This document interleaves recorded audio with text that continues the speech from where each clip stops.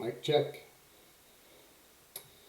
Well, this is the last time you guys have to watch me this semester, so thanks for sticking it out all the way to the end.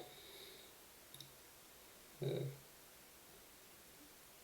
mostly the people who are normally here to be here for the live thing, so welcome everybody.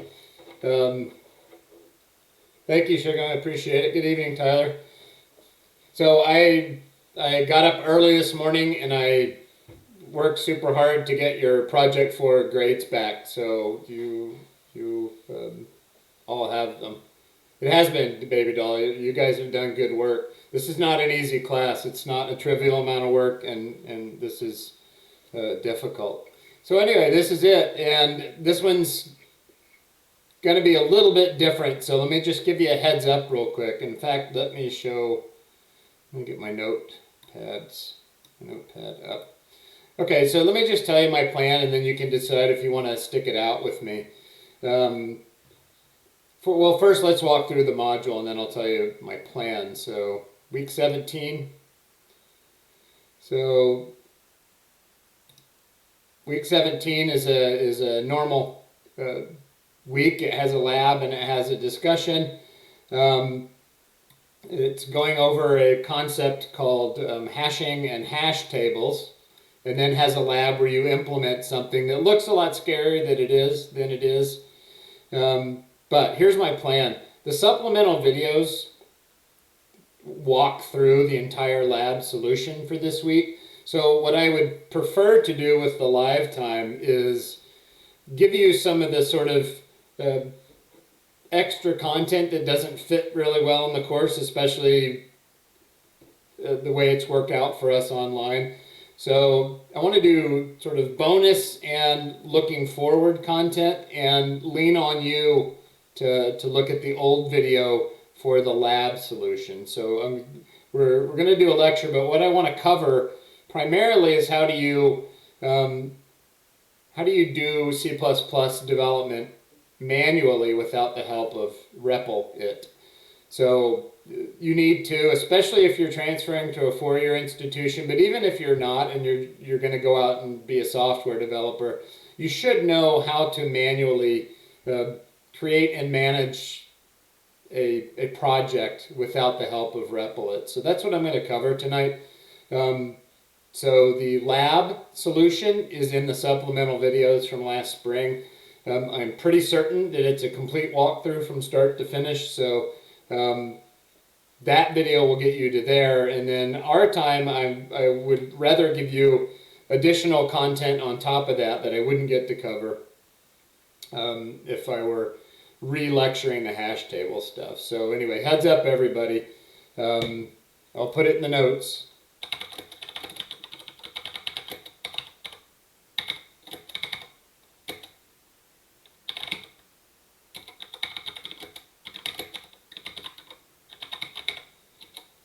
Okay, so view the supplemental video, please, for this week's lab walkthrough, unless you can work it out, but it's challenging, and the video explains what's going on and shows all the solutions and everything. So what I want to do instead is first manually compiling C++, which you can do in REPL it, and then makefile to manage compilation. That'll be second. I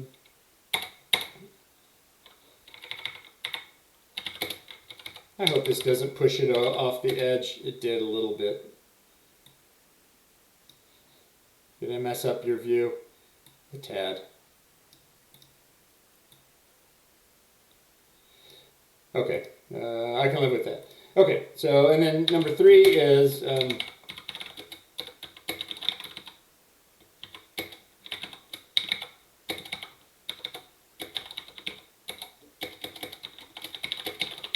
one's going to take the longest, but why didn't I capitalize? I don't know. Okay, so this is what I want to do so that you get this extra content, since there's already a video that does a walk through the lab. I want you to understand how to manually compile your C++ without the help of the run button in Replit.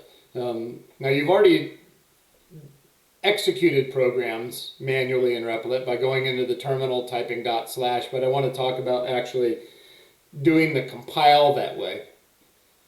Then we're going to add a makefile into Replit, and I'll show you how to create and use makefiles to manage your compilation.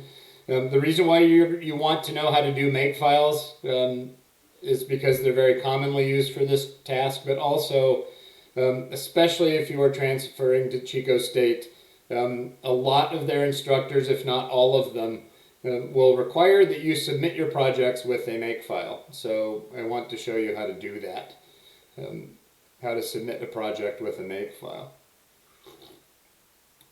And then finally, we'll download, install, and use some C++ tooling on our own computer, and all sort of manually. So I think everybody should know how to do that, so that's what we're going to do tonight, and we'll just, as long as it takes to do that, we'll do that.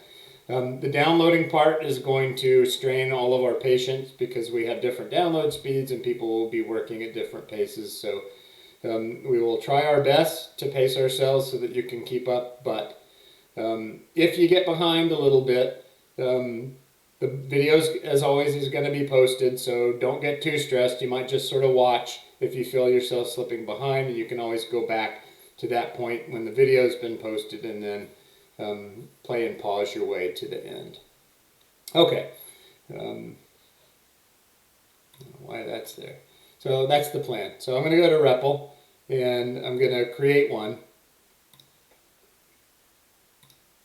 And I'll just call it, I don't know. I'll just call this the week 17 REPL.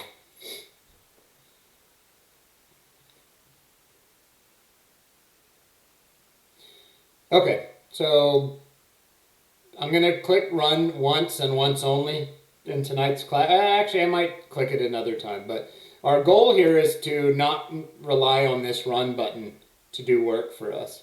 Now, if you do click the run button, what you'll notice is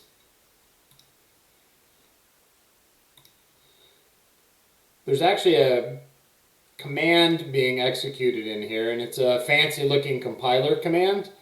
So that's actually their compiler command that they're using to build your executable and then automatically run it. So step one, how do you manually compile your own stuff?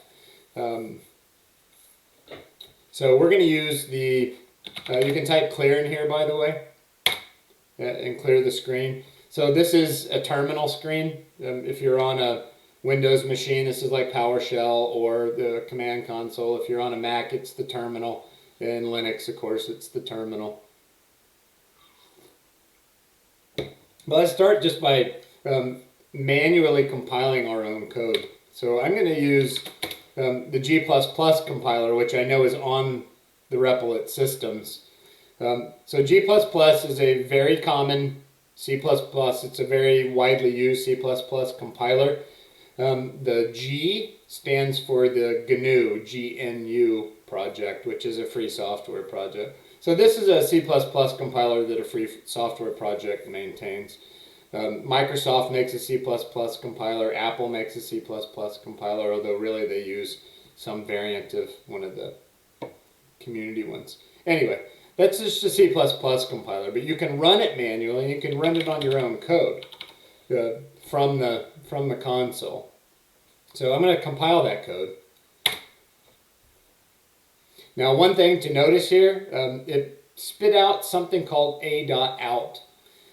So when you use the G++ compiler for C++ and you give it a source file name, what it spits out by default is a program called a.out, and you can actually run it /a.out, and there's your compiled program. You can also compile something and specify a different output file. So this is -o, and what I'm doing is I am overriding the default output name, the default output name being a.out, I am going to override that output name. I will call it void.exe. So I want the output executable to be called void.exe. And there's a void.exe, and I can execute it from the command line. I actually don't need run at all.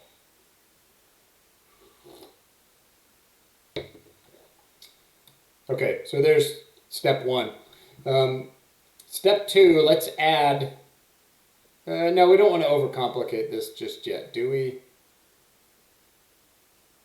No, let's not do it just yet. So this is manual compilation, what I've done here. G++ main.cpp will compile and emit an executable with the default name of a.out. And we did that.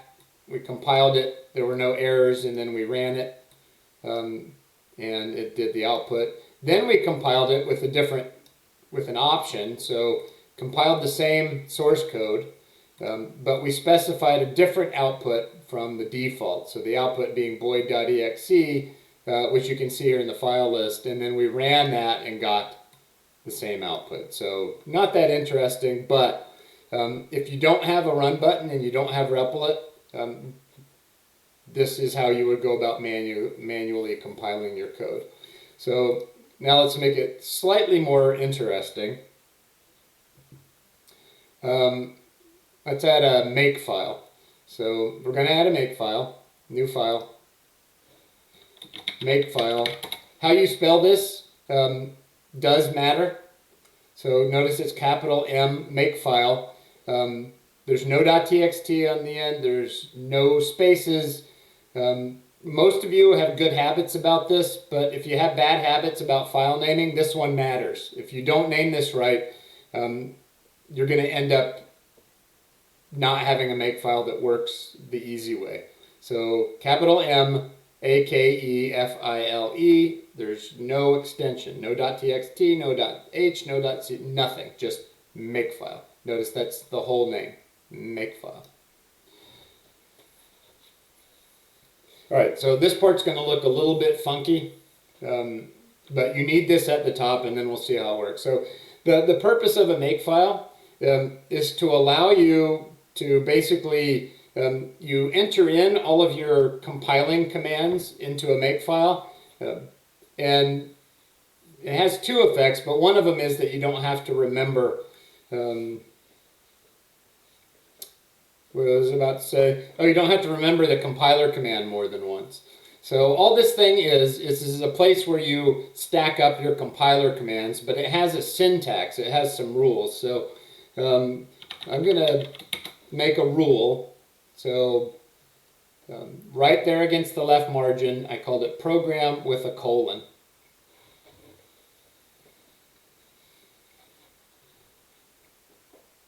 So this is called a target.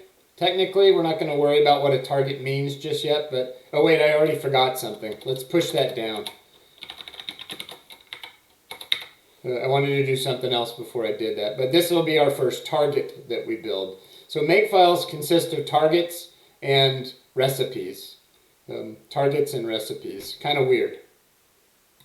That's why we need this. So dot recipe prefix. It matters how you spell that. The makefile won't know what to do with it if you don't spell it right. And I'm in the habit of using a plus for this, and I'll show you how that works. So the first line of our makefile is dot, all caps, recipe prefix, R-E-C-I-P-E-P-R-E-F-I-X, no spaces, space equals space plus. And generally, if you don't know any better, usually just do it exactly like the example's doing, because there may be a reason why we're doing it that way. Okay, so we need that, and you'll see in a second when we actually put a recipe in, why we need a recipe prefix. Okay, so we have this recipe prefix. Now we have a target called program, and then every target can have 0 or more dependencies. So this target will be dependent upon main.cpp.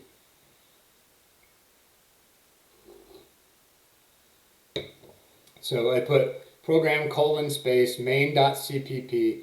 So this target, and you'll see what this means in a second, is dependent on this one file. Now, one of the awesome things about this make file system is that the make system will actually keep tabs on this file, and it will recognize when it has changed or when it hasn't. And if it hasn't changed, then it doesn't need to run any commands for it, but if it has, it will. It's kind of cool. I'll show you in a second. All right, so we have a target with a colon. We have a dependency, and now we're going to do the recipe for that target.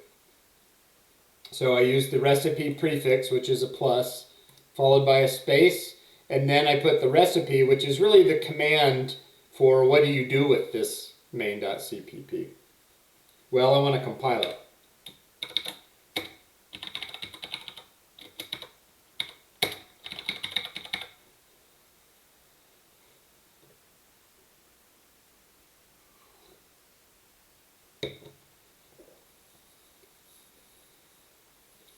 Remember, don't click the run button. Although I'll show you some magic with the run button in just a bit. Okay, so this is a make file. It has this recipe prefix, which none of this will work without it. And here's it being used, the recipe prefix. So this is what sections of a make file look like. They are labeled as a target. So that's really just the label for this section called, and the label is program. It has dependencies, what files should it look for changes in, and decide whether or not to run the recipe. So what I'm saying here is, for the target program, if main.cpp changes from one execution to the next, then this recipe should be invoked. We're gonna watch this here in just a second. Okay, so I'm going to go down into the terminal. I'm going to remove a.out, and I'm going to remove void.exe. So now all I have is main, which is just the default with hello world, and I have this make file, and I'm going to type make. So if you type the command make, what it will do is look for a file in this directory called makefile with a capital M and no extension on it. And it will run the first target that it finds. So the first target it finds is program, and it will handle all of this stuff. So watch when I press enter. There it goes. It went and ran that first recipe, which is g++ main.cpp-o void.exe. Kind of cool. Now I'm going to type make again. Okay, this one's not going to do it, so I don't even have to worry about dependencies. It's just going to do it. That's fine. Okay. So there you go. Technically, you probably didn't need the dependencies, but let's leave it, shall we? All right, so there's a target. Let's make another target. We'll have this one with no dependencies, prefix. And I'll show you how to use targets.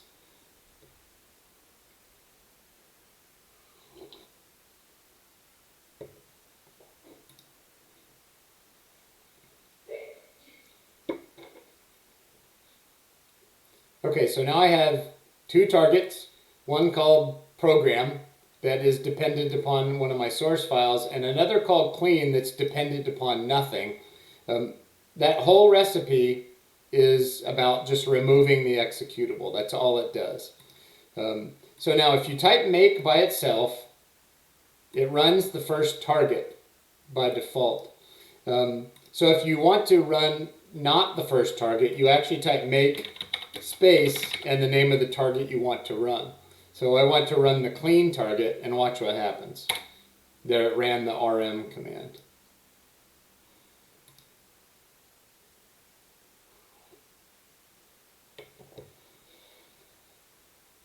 And in a typical large software system, you might have lots and lots of these targets.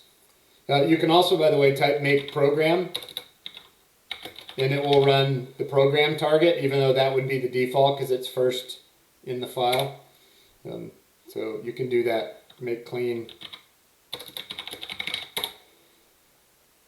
So this doesn't seem super useful when you have a very small setup, but let's add some stuff and make it a slightly more interesting and realistic. So first thing I'm going to do, I'm going to go get the doc test code so I can write a doc test.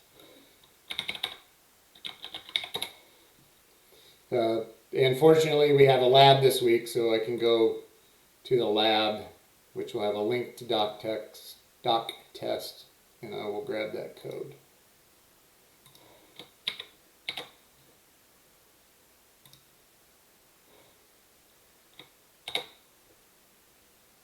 Okay. I'm going to cheat because I can never remember how to do a setup on the test. So I'm actually going to use the Lab 17, and I'm just going to steal it and then wipe it out to get the building blocks that I want.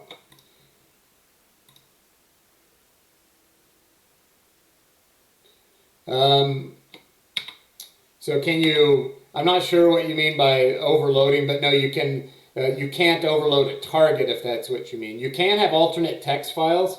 There is, make files. There is a way to make multiple make files. But you can't have the same target twice inside of a make file. It wouldn't know what to do with it.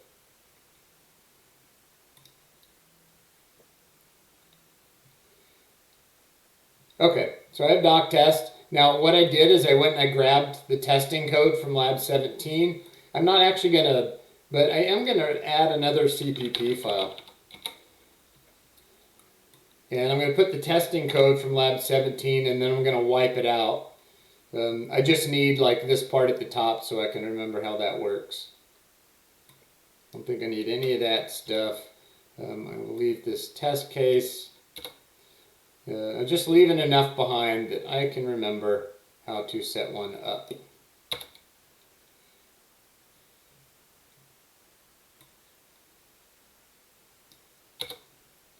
Okay, yeah, that's plenty enough right there. Okay, so here's what I have left. I don't need hash table. I don't have that. So if you were to try to click the run button, well, at this point, if you click the run button, something interesting happens. But let's say that I have a program and then a test for that program. And let's just start by saying 0 equals 0.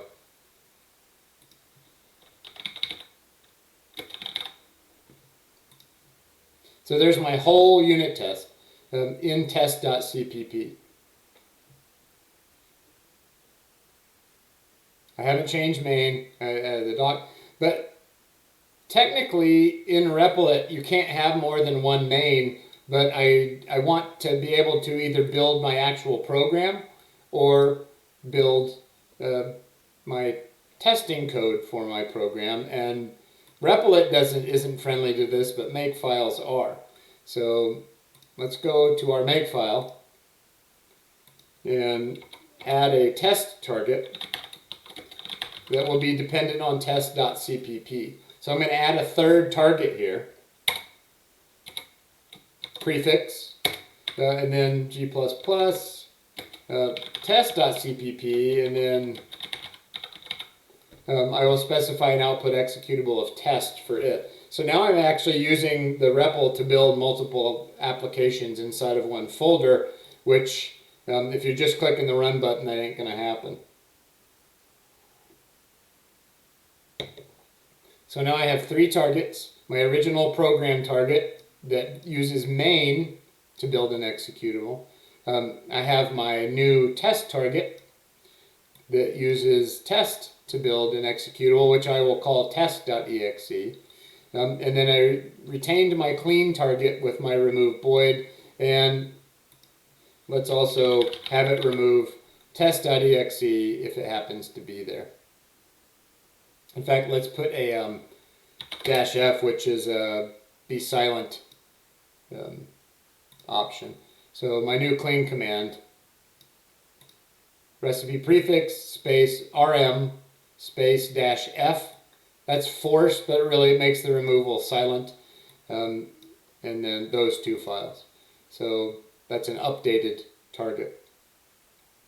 So I'm going to clear, and then I'm going to make test this time. And notice it's running the recipe for building my testing code, which takes longer because it's doing doc test. But now I have a test.exe.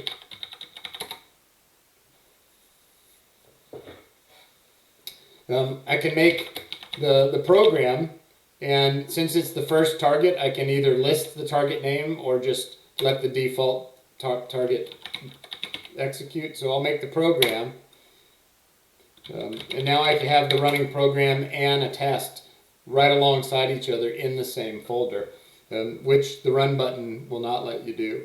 So this is sort of the basics of getting set up. I'm going to extend it just a tiny bit before we do the how do you work on your own command line.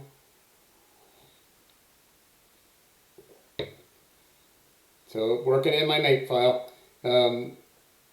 I have now parallel code. I have a main, which is an application, and then I have a test, which is a parallel unit test. I can compile them separately because they each have their own recipe. And I can clean them both all at once. So if I make clean, my test and my regular executable get deleted. I'm going to get rid of void. I'm tired of looking at that. I'm just going to call it main.exe.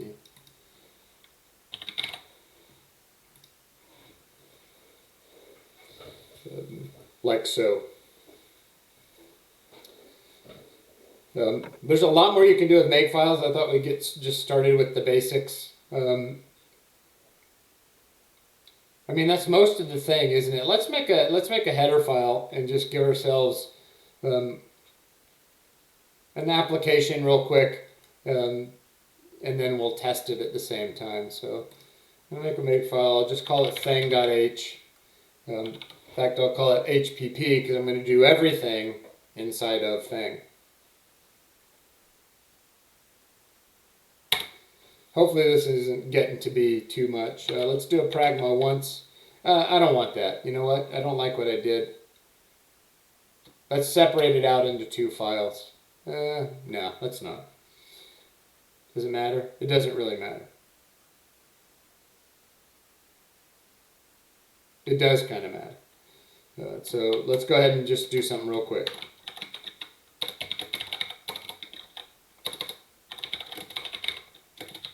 I'm using a struct here so that this goes faster, right? Because I'm not going to need...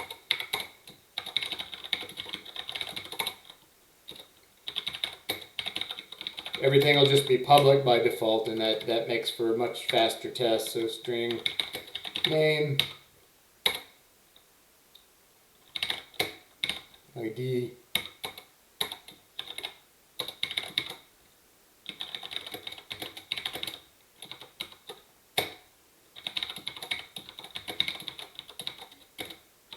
and a constructor.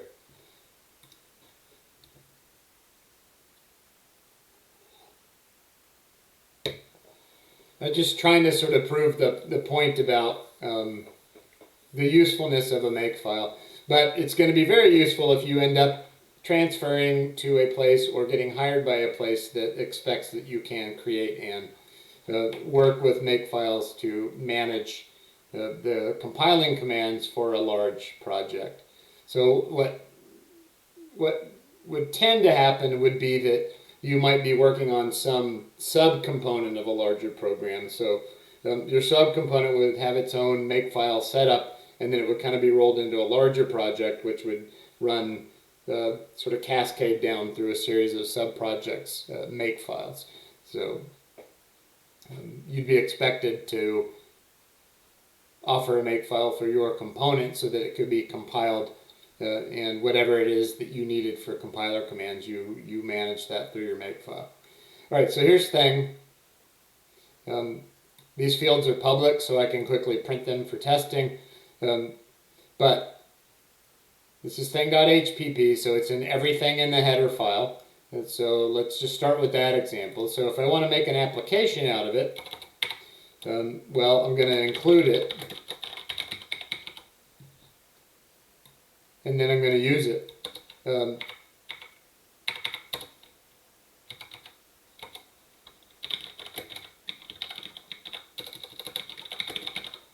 feel like typing that stuff.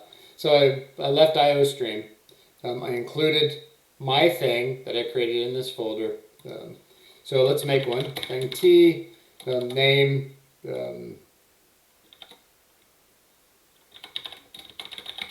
just making stuff up.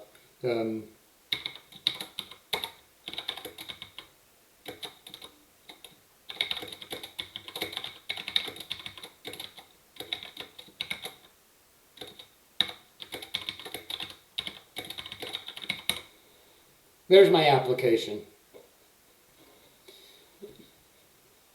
where I'm using the thing. I've included it so that I get that code picked up. And now typically what I would do is I would unit test my thing on top of that. So I go over to my test code now and run a basic thing test. So make a thing.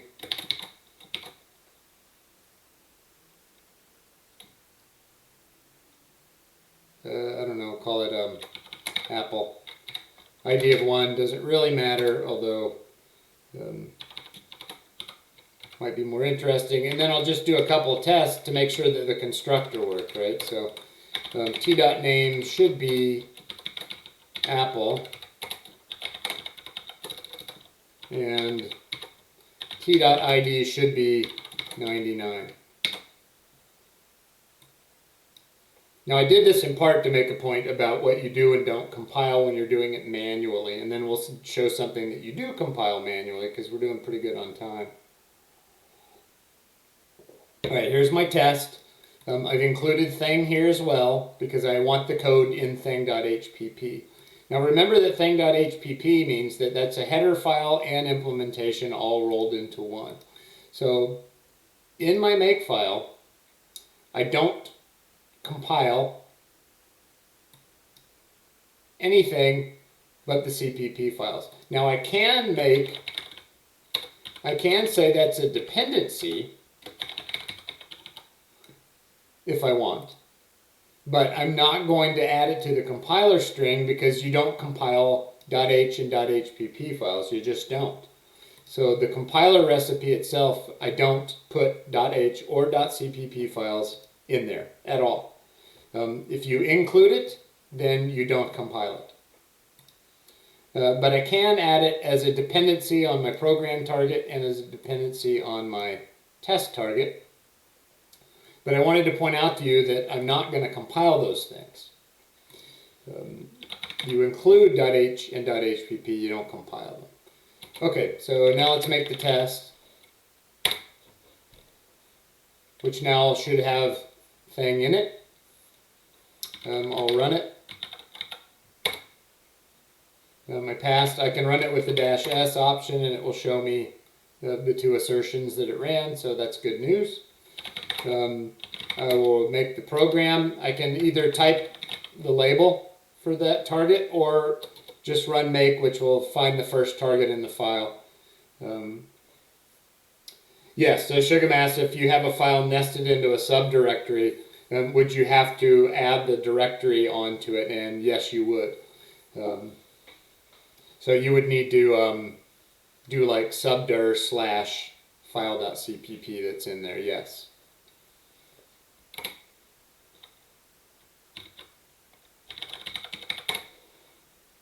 Oh, I changed the name, didn't I? Too many. So there's the donut monster in my application. Okay, so when you're doing manual compiles, you do not compile .h files, you do not compile .hpp files. Those are meant to be included. Now let's do one last tiny example and make a file, a component that has two files. So hopefully I don't throw anybody off when I do this, but let's make a box .h.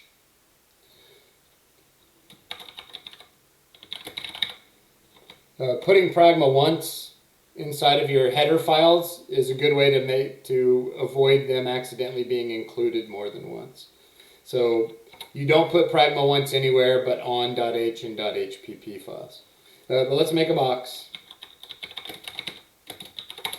I'm using struct again because I don't want to have to write a whole bunch of functions just to gain access to the members. So I'll use a box.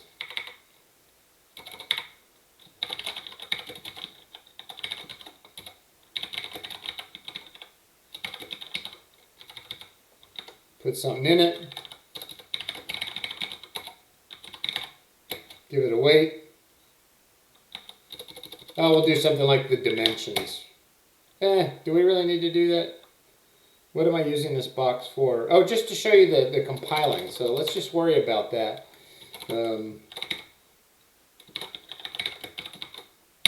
Okay, so I'm not going to implement this time. In the .h file, I'm going to make two separate files for my box component because I want to show you the compiling stage for that as well. Okay, so this is box.h. Has a pragma once, which we put on top of our header files, .h and .hpp, but not in implementation files. Anyway, it's basically the same thing, but now it's going to be sort of a traditional C++ component that has headers separated from implementation.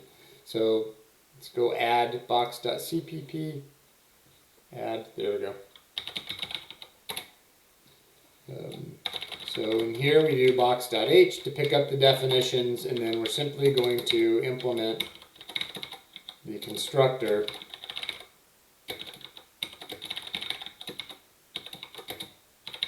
like so. But this is so I can show you the compiling step and remind you about when you're doing manual compiles what has to be compiled.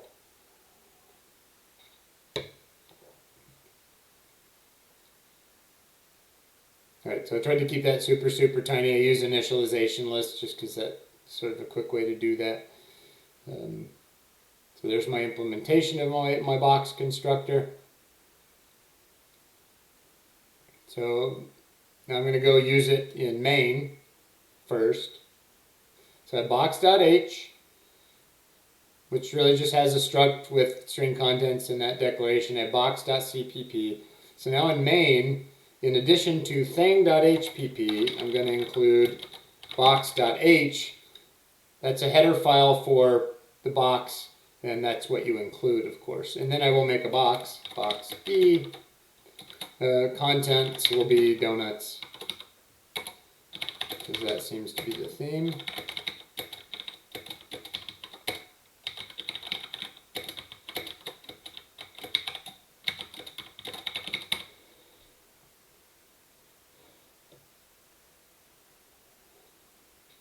Now this is one of the reasons why we're doing this is because Replit kind of just magically does things for you, and you really need to know what's going on when you have a more complex software setup with multiple files and multiple components. How do you compile those things? Okay, so my new application, that's the only thing I'm going to worry about now, includes thing.hpp. That's an all-in-one header, so that's the only worry I have there. But I'm also including box.h, and that is a component that has an implementation separated out. So let's go to the makefile, and we've only changed the program, not the test. So let's go to the makefile. So we also have box.cpp. All those files are what this program depends upon. Now I like to put these here in part just because I remember what must be compiled and what must not. So you don't compile. Okay, still got people with me. I haven't been talking to you guys much. I've just been talking at you. So I'll slow down a little bit now. Okay, so here's my new dependencies. I need to add something to the compiler recipe because I now have more than one file that have implementation in it that must be compiled together. So does anybody in chat know what I should add to my compiler string? Okay, thanks for letting me know. Baby doll, good one. So box.cpp. So if you are building an application that is reliant upon implementation from multiple places, you have to compile all those things together. So this will combine all those parts and emit a single executable out of them. So good on baby doll. So there's my program target. I'm going to go make the program target. Then remember, if I don't type a target, it's going to find the first one in the list, which is program. There it says box.cpp, you see. Now if I type main, it should say the donut monster and the box has donuts in it. So let's go do the test, and then I think I've probably done enough to drive that point home. Test.cpp. So I'm going to add the box here because I'm going to test the two things. So this is the thing test. I'm going to add a whole separate test for the box.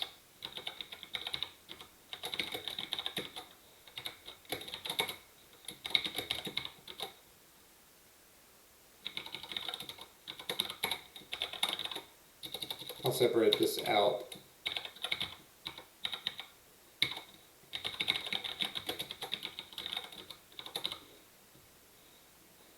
I keep wanting to do Control S on this thing. .h, thank you. Good catch, baby doll. Yeah, so we're in the test, and line 9 should be include box.h to pick up that header file. Thanks, yeah, you guys are right. So notice I've added a brand new separate test case. So I'll test the thing component separately from the box component.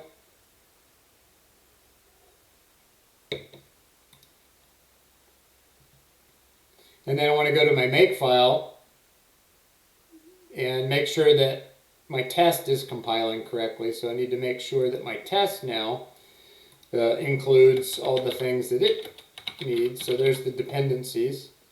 And then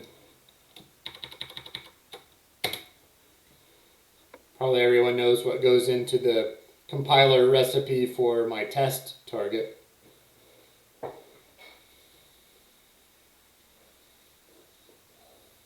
Same thing, yep. So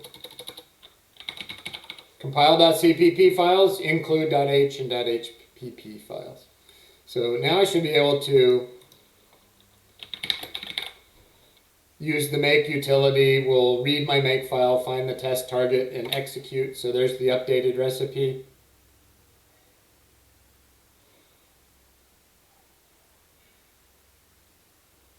Takes longer because doc test is big. Now I'm cleared. Then I will run test, and I will run it to show everything. So there's my thing test, 2 passes, and there's my box test, 2 passes. So 2 test cases, a total of 3 assertions. Okay, so that's doing it from the command line, and you can practice this and REPL it if part 2 feels a little overwhelming. So there is part 1. What do you see, by the way? It's been a long time since I... Okay, so there's part 1.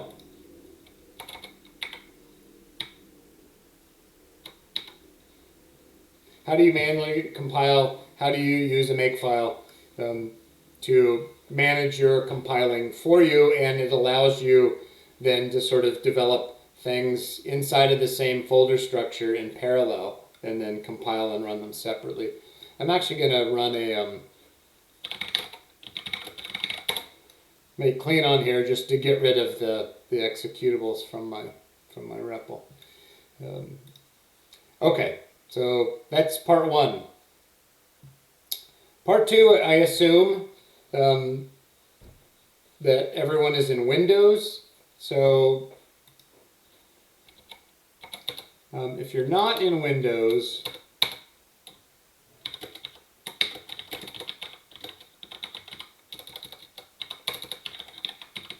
then you want to install plus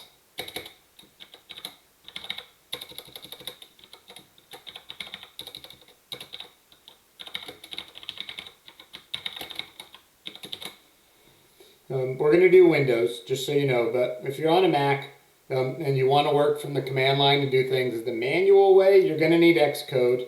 And then once you have Xcode, you'll have to probably Google it because the way you do this changes sometimes. Google Xcode command line tools, which you'll need to install after Xcode. So that's an add-on for Xcode, and then you can work from the terminal. If you're on Linux, then no doubt you already know how to do all this stuff from the command line. So we're going to do Windows.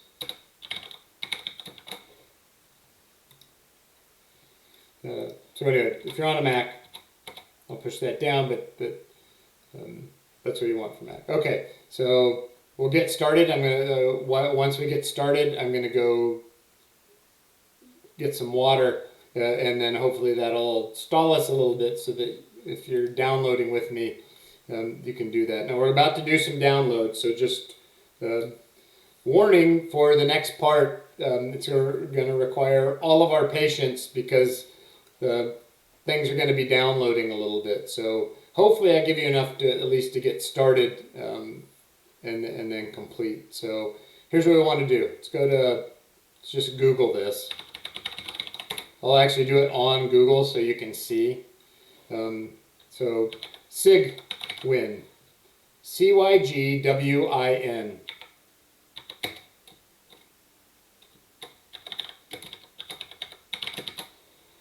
So you want to get Cygwin.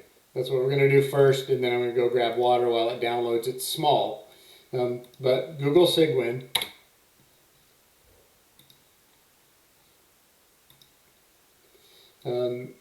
Now you can go, I'm going to go to the home page just in case you land there, you'll know where to go, but notice there's an install link that comes up in Google. User's guides.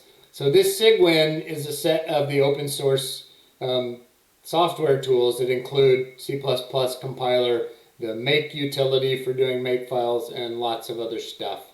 So I'm going to go to the main page of Cygwin. Because you're in your software, in your computer science and engineering life, you're going to have to do this. So it's called Cygwin. And they kind of tell you what they are, but they're basically a big selection of open source software tools. So, but we can use them to give ourselves the manual capabilities on a Windows machine that we have in REPL. So I'm scrolling down, there's an install Cygwin, and we want to download this setup.exe thing. So I'm going to download that. Save it. It's super tiny. So I'll wait here in a second. We're not to the be patient part. But once you get it downloaded, I'm just going to launch it right here from, or go double click it in your downloads folder, whatever it is. But let's launch this setup for Cygwin. Now I'm going to have to fix my view because you probably can't see what I'm doing. You can't.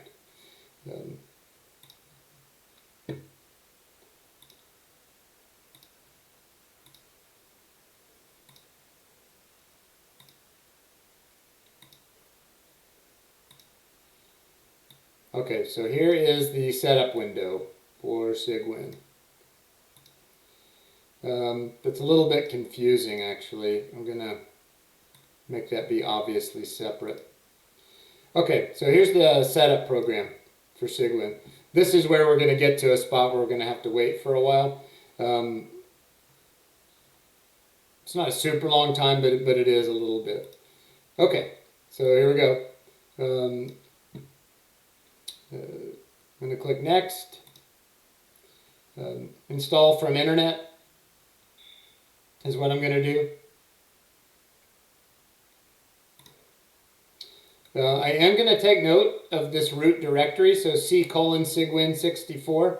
I'm making note of that for myself because I'm going to need that information later. So I'm not touching it, but I am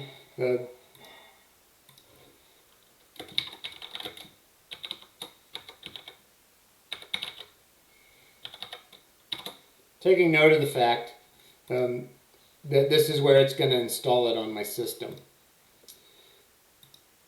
Now it's on just me totally up to you. I'm going to say all users. I may have even accidentally clicked off of it. If it's recommending it, it's probably not a big deal, but I'm just going to leave that alone and leave it on all users, which I'm sure was the default. Okay, that's fine. I don't care where it actually does the downloads. That doesn't really affect me, but presumably your display looks like that. Not touching anything, if you notice, but I'm making note of what the settings are, but I'm not altering them. So whatever my system's proxies are, that's fine. Okay, so hopefully everyone is keeping up okay. Because we're about to do the, we're going to have to be patient part a little bit. I'm going to go grab some water. So this mirrors list, this is just a whole bunch of places around the planet where you can download this software from. So this thing that we downloaded, we tell it what we want, it fetches it from the internet and installs it on our system. I usually don't touch it, I just leave it where it was set.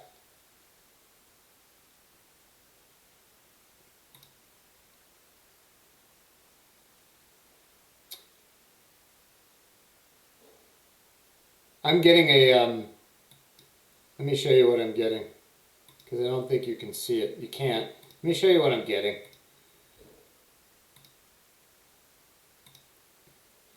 I'm getting this warning window here.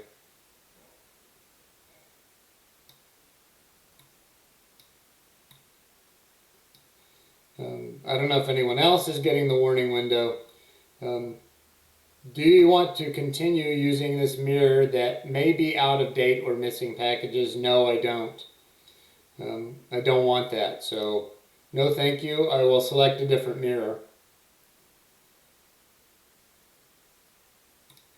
Now let me get rid of that thing that was popped up. So I'm going to grab myself a different mirror. I don't like that error. Try this mirror. Okay, this mirror looks better. All right, so now downloading for a bit. Oh yeah, an EDU link is probably good. That went surprisingly fast, so I may not need to get up at this stage. It may be at a slightly later stage. I will. Let's take a breath. But literally, I'm going to go fill a glass with water and I'll be right back. So, like 2 seconds.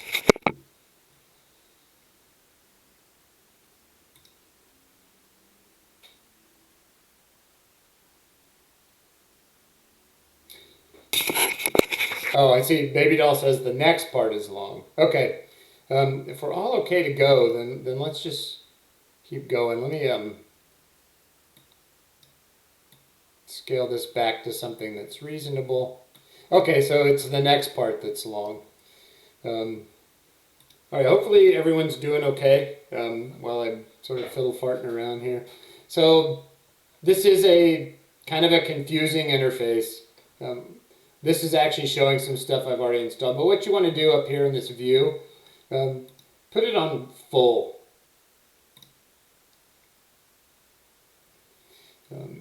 So there's just tons and tons and tons of stuff. But we want to go grab some specific things. So we're going to look for a G++. So I type that in the search.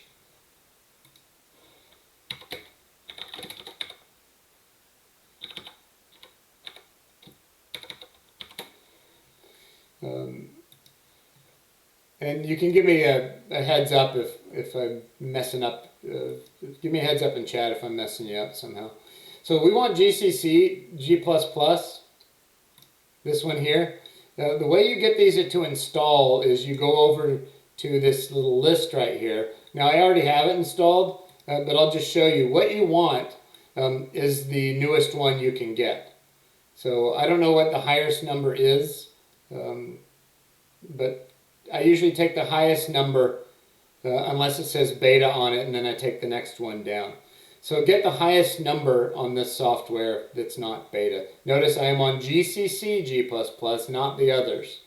These others might work for you, but let's go with the GCC G++. Pick the highest number that doesn't say alpha or beta on it. I'll say reinstall just to make it. So that's step one, and your list should say new or install or something like that. in there once you've selected it. So it turns out that the highest one that I have access to is 10.2, 0.0-1. So I usually just get the highest number. I don't click on the SRC, that downloads the actual source code for the compilers themselves. All right, so that's step one. We also want to get make. So let's type make. We don't want auto make, we don't want CMake, we want make. Just plain old make. So search for make in the full view. Scroll down to make. Same thing in this list. Get the highest number that's not alpha or beta. I'm going to reinstall just so something happens. So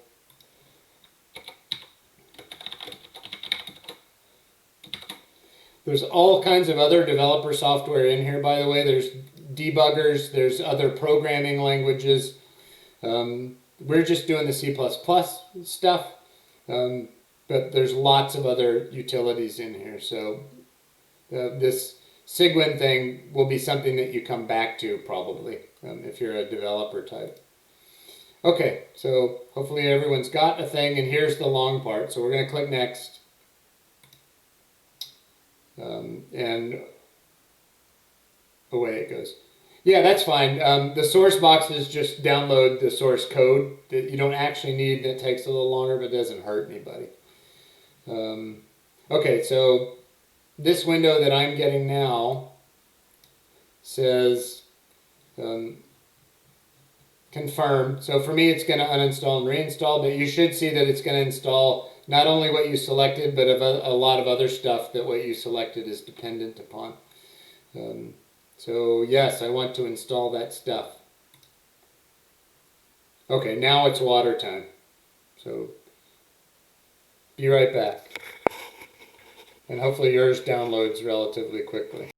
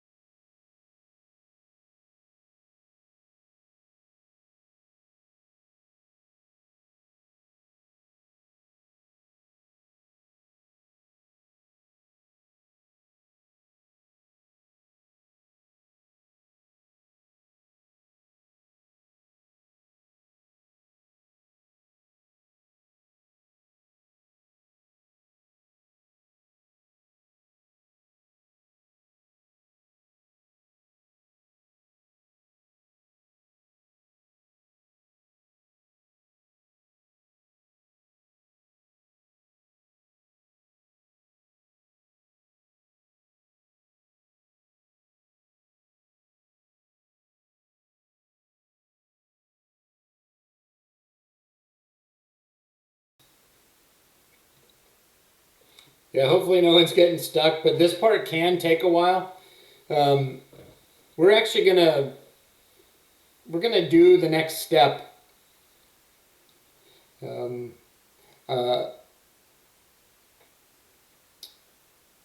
would recommend in this case to at least create a desktop icon, just in case there's some convenient reason to do that. So if you're still waiting, this is, we're going to do some things that don't, so just, I'm going to create a desktop icon. Okay, now what I need to do is show you all of my desktop so that you can see this stuff. So let me see if I can actually do the whole thing. This is going to be weird looking. I don't necessarily want to do it that way. Well, I'll just figure out. Haven't decided how we're going to do this part. We actually kind of need, you're going to have to see a weird, yeah, we don't want that. That's too much depth. All right, we'll just do it as we go. Okay, so that's the install step. And if you're still installing, you can still do this part. But you need to go and maybe I will make this a little bit bigger and heavier. We need to go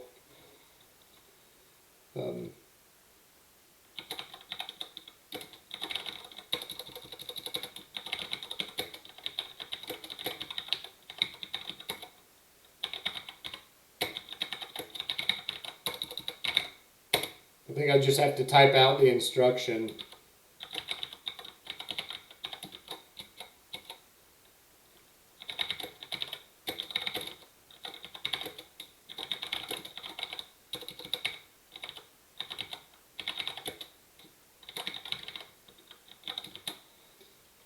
When you see edit, okay, so here's what we're going to do. We're going to press the Windows button, which I know you won't be able to see on my machine.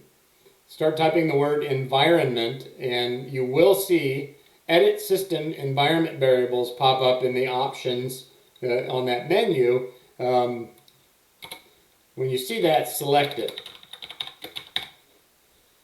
So I'm pressing my Windows button. I'm going to type ENVIR.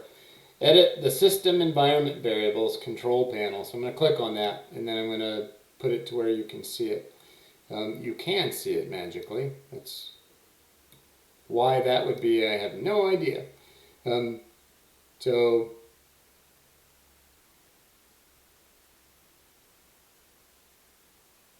I don't know. Sorry, baby doll. I moved past that comment. Did I say something that brought up the thought that I might need 32-bit of a thing?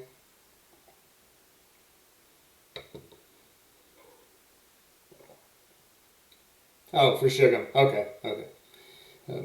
Okay, so again, if you're a little bit behind, you can, but what I just did is I pressed the Windows button on my keyboard. I started typing the word environment, and as soon as that list came up that showed me edit system environment variables, I clicked on it, and I get this little window, which gives you environment variables.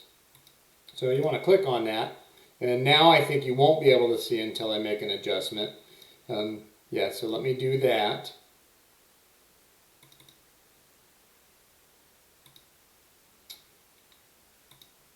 This. So then you're going to get this window. Everybody's all crowded. So the tools that we just downloaded and installed, they won't work from the command line unless you do this environment variables step. So if you have administrator access, you can add it to the system variables, but we're going to add one to the user variables for whatever user you're under. So we want to edit this path.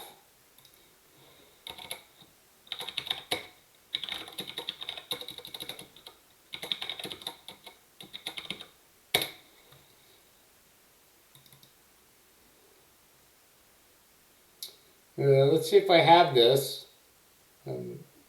I don't have this yet, so we will go add it. You can't see that one either, can you? No. So let me switch that and show you the most recent window that I get. Okay, so then you get this window. So we want to add a new entry to this window. And I'm pretty sure it's gonna, I'll go look it up from our install. So what I'm going to do is I'm going to click on the Windows Explorer. I'm going to go to the C drive to Sigwin64 bin. So I'm going to have to show you this as well. This is complicated. Let me show you this window as well. Actually, I'll just edit this guy to show you this window. So let me just show you where I found this. So I knew that I was going to see Sigwin because of the install, which is one back. So this folder. If you click in this field, by the way, you can see the actual sort of address. So we want the bin, which stands for binaries. So this binaries folder, if we scroll down, we're going to see a C++ compiler here. We're going to see the G++ compiler that we're super interested in. We're going to see the make utility somewhere. There's make, and bunches of other stuff. So this thing right here needs to go on our path. If you click on it, by the way, it highlights, and you can Control-C to copy it. Control-C. All right, back to my environment variables window. So I'm going to make a new entry in here, Control-V, and add my newly installed compiler kit to my path.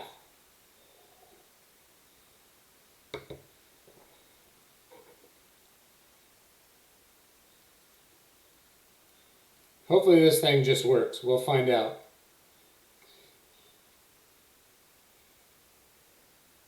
So the trick is you have to find the bin folder where you installed Cygwin, and then you add that whole C Cygwin64 bin to your path. This is my path variable. And you press OK. Let me redo this one so you can see where I'm at. So now we're back to this window. I edited path and added something to the list that is path. OK. And then we're back to the original window. And we'll press OK again. And now we're going to do kind of a two-part test. And again, I can't really show you this very well on Twitch, unfortunately. But I'm going to press the Windows key again. Or, let's see, let's see what happens if I do this. Shift. I don't think that did anything. Shift. Oh, it did. Okay. So, this is going to be kind of weird. This is like the hardest part. Installing Cygwin. There's lots of Google help for this, by the way. We want to try it out. So the first thing to do is hold the Shift key down. Holding the Shift key, holding the Shift key. I'm putting my mouse pointer on an empty space on my desktop. And I'm going to right-click that. And when I do that, I get an option that says Open PowerShell window here. You won't see the menu with Open PowerShell window here if you did not hold the Shift key down when you right-clicked your desktop. So hold the Shift key down, put your mouse pointer over a blank space on your desktop, right-click. If you're in the Go class, you've done this before. Find the one that says Open PowerShell window here. Which should give you a terminal. Takes a while to launch. Let me share that with you. PowerShell.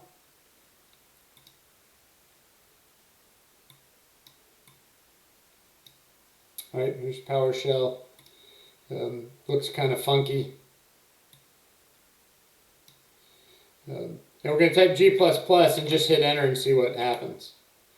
So this is perfect. This is exactly what we wanted.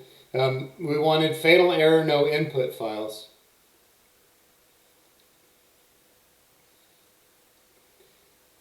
Yes, so Baby Doll's right. You can also search for CMD, which is the command console.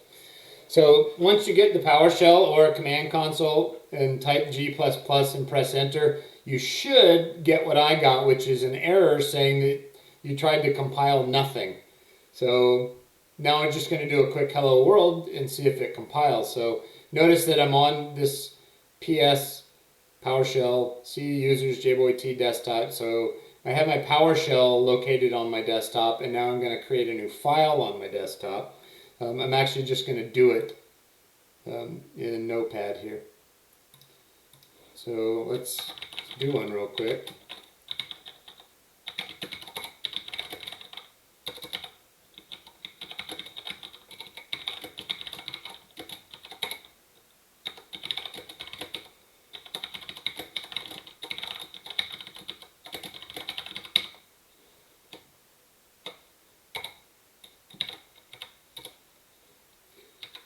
and then save that as, make sure it goes on your desktop.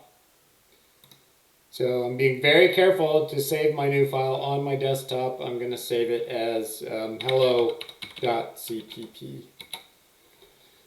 At which point, if you don't have a fancy editor on your desktop, just use Notepad. It won't color up like this, but I wanted you to be able to see it. So I have this code.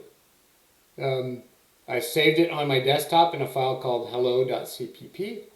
I have the PowerShell sitting on my desktop, so now I'm going to type g++ hello.cpp, and to make sure I can find it later, I'm going to specify the output as hello.exe.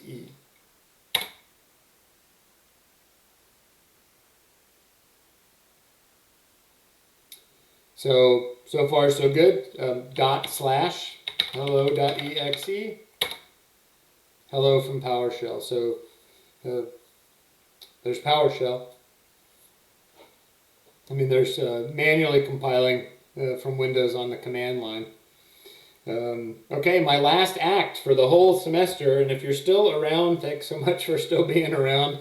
If you're watching later, sorry I tested your patience like this a lot this semester. You guys did great work this semester, so thank you for that. This is our last thing, and then you are largely done with me. And we do have a lab and a discussion this week. Some of you may or may not need the points, but the supplemental video, don't forget, does a complete walkthrough of the lab, the entire solution, and describes what's going on. And then one last discussion. All right, let's make a makefile and see if that works. Now this one's tricky because Windows likes to put .txt on the end of stuff. So I'm going to make a makefile. Prefix, I like the plus. These labels, by the way, you can call them whatever you want to. I'll call it hello. Prefix g++, hello.cpp-o, hello.exe. And why not do a clean? I think you can do rm. We'll find out if this recipe works on PowerShell. It won't work in Command Console, but it might work in PowerShell. rm hello.exe. Okay, so saving it.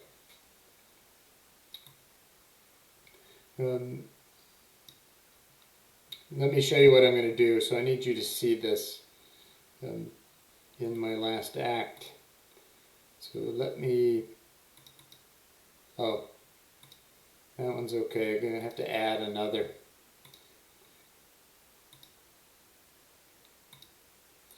Okay, so when you're saving stuff in Windows, it likes to put .txt on the end, and that's a problem for a makefile. So I do not want it to do that.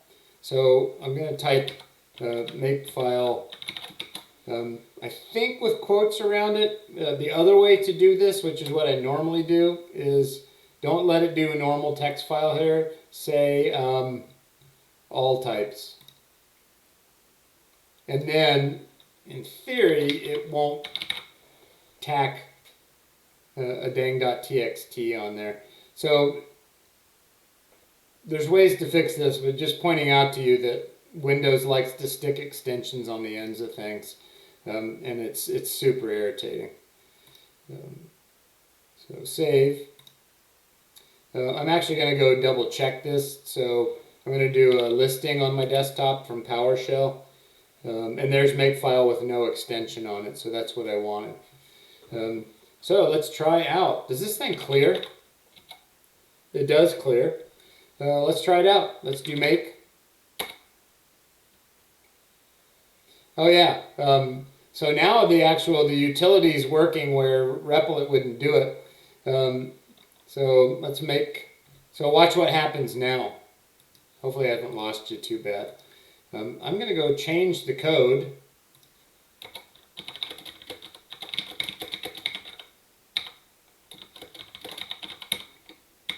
And save it. So one thing that the makefile is supposed to do, but it wasn't doing it on REPL, presumably because of the way REPL works, it's supposed to keep track of your dependencies and only fire off recipes when when one or more dependencies have changed. So notice the last time I typed make, it said it's up to date. I'm going to type it again, and then run it. Has the new stuff. So if I type make now, and I haven't changed my code, notice that it doesn't do anything. So the make utility is actually smart enough to realize that I don't need to recompile anything. Your list of dependencies didn't show anything that's changed since the last time you did make. Make just does that. And we'll do it one more time, so I'll take that line out again, which is a change, and when I go back to do make, it's going to realize, oh, something changed about your dependencies, I need to rebuild. Let's see if make clean works. Yeah, it worked. Okay, that was it. I hope that there's something usable in that for everybody. Certainly wanted you to have some sense of how to operate without REPL it. If you got at least the bits and pieces, how to compile using G++, and if you can Google that if you have to. How to set up a simple make file, which you can also Google. And then what we use to get these software tools, the C++ compiler and the make system, we use Cygwin. So we installed Cygwin, we added it to our path, and then we tested it by making ourselves a little program and make file. So there's a lot of stuff in there. It just takes practice. Fortunately, we have the internet and Google to help us find answers to even the strangest of questions. But the best way to get to the point where you just sort of do these things without thinking is to repeat them a whole bunch of times. Thank you, Shugam. I appreciate it. So that's it for us, everybody. I'm still available, of course, by Canvas Inbox. Piazza I'll still monitor. So on Monday next week, I will sit down and wipe out all the grading for the semester. So in between now and next Monday morning, I'm still available. Yeah, so maybe they'll ask, I'm not listed for classes. So no, I'm not working in the spring. I will be back in the fall of 2021.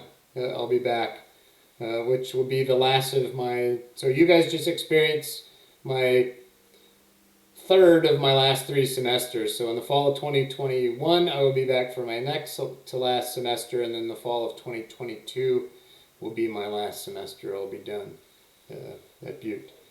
So, yep, I'm not teaching in the spring at all. Be working on my own projects for a while. Okay, thanks a bunch. I really appreciate those of you who can make it out and put some life into the lectures by participating in chat. I really appreciated that. So thank you. If you watched it this far or you sat with me this far, I hope that you come away with something that's useful here. Thank you, Daisuke. I appreciate it. You guys who are doing a transfer, though, you definitely need to make yourselves comfortable with makefiles. But I would argue everybody who's going to be a developer, you need to make yourself comfortable working just with the console and a text editor. It's kind of like driving a standard transmission car. You will never be in a programming environment that you can't be productive in if you know how to do it from the command line. Thank you, Tyler. Appreciate it. So everybody, have a good night. Have a good week. If you need to get in touch, Canvas Inbox still. If you need to sit down over Zoom, you can still request a confer Zoom. So I'm still available, and I will finish up all of our grading on Monday next week, and then that kind of sews it up. So have a great night. Have a great week. Hopefully you finish strong in all your classes this semester, and then whatever comes next, best of luck to you. So thanks.